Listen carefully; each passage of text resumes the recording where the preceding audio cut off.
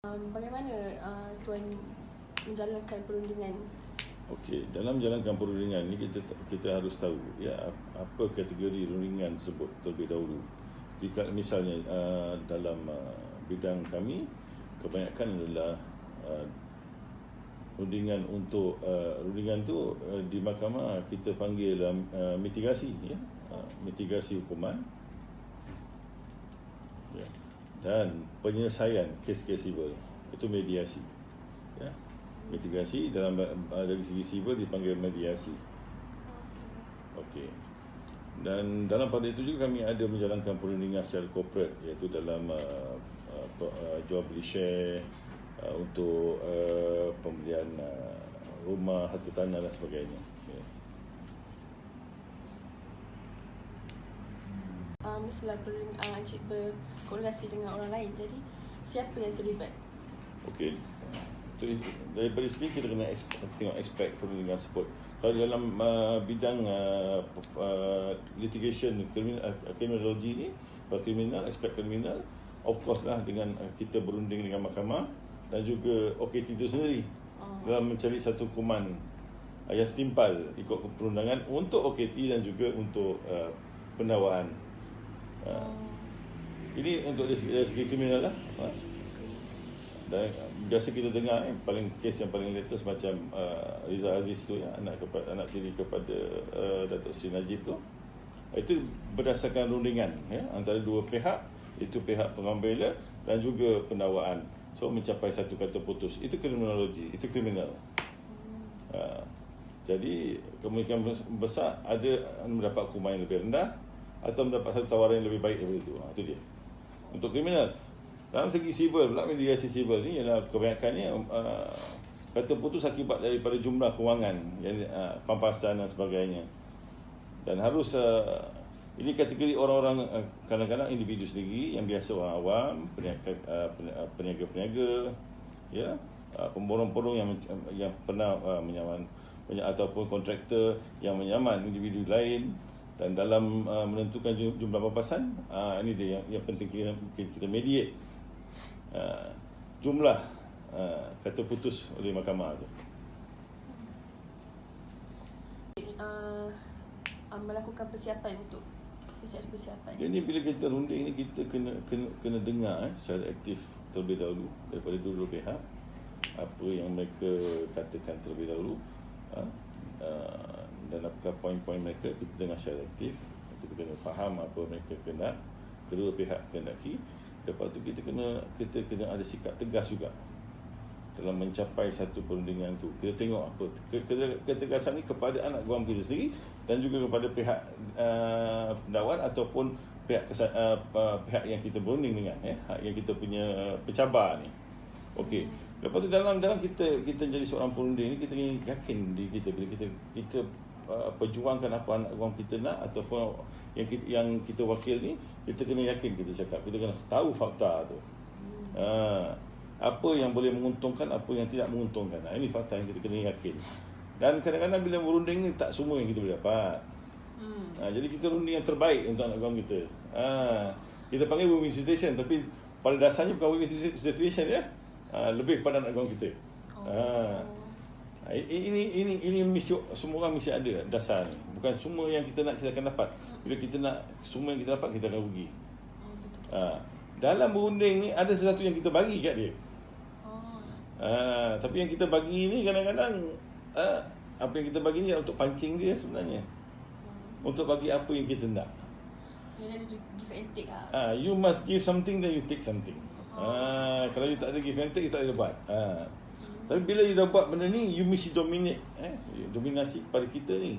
Walaupun kita bagi give and take ni, tapi kita tahu apa kita nak. Kita play the dominant role lah. Ni saya dah bagi awak ni, inilah dia, ni.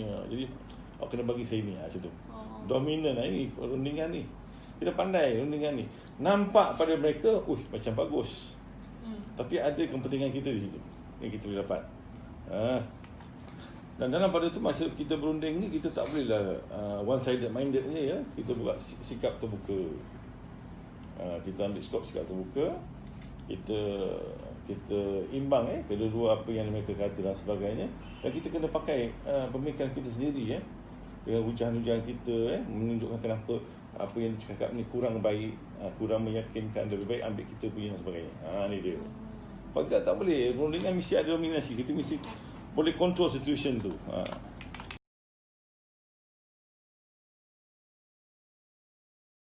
Bagaimanapun kalau awak rasa awak memang tak mahu dan tak boleh nak berbincang dengan ibu bapa, minta mereka bincang dengan saya lah. Dan kebiasaannya ada dua situasi kebetulan yang pernah saya lalui. Satu situasi pelajar meneruskan. Bila kita bincang depan ibu bapa, dia pun ada. Akhirnya saya nak teruskan. Ada juga situasi yang kedua, bila depan ibu bapa kata tak apalah puan, kalau memang anak saya ni dah tak mahu, saya dah faham, saya ambil lagi. Okay, sebabnya prosedur STPM ni agak serius. Saya tak boleh suka-suka membiarkan seseorang itu menarik diri daripada STPM begitu saja. Sebab urusannya panjang. Dia tarik daripada STPM, saya kena hubungi pihak Majlis Peperiksaan Malaysia untuk memaklumkan bahawa ada calon saya yang akan menarik diri. Jadi banyaklah dia punya prosedurnya. Tapi seperti mana saya nyatakan tadi lah, semua masalah ni ada, insyaAllah ada jalan penyelesaiannya. Dan saya tak akan pernah lupa saya punya petua lah. Petua saya 3C. 3C. So saya pernah bentang dalam bahasa Inggeris. Jadi saya selalu ingat 3C ni. Kawan-kawan saya kalau jumpa saya mesti panggil saya ni, mesti cerita 3C saya ialah care,